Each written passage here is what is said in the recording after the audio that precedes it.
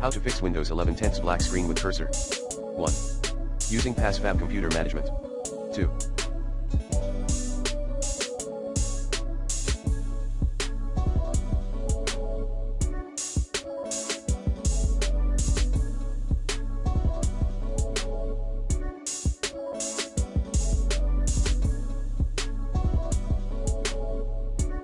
Reinstall graphic card drivers using the recommended Avast driver updater in this video guide.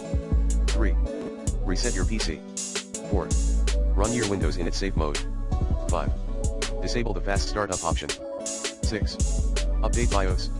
7. Run DISM and SFC commands as admin.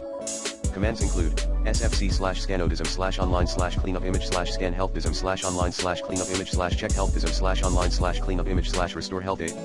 Add a new user account.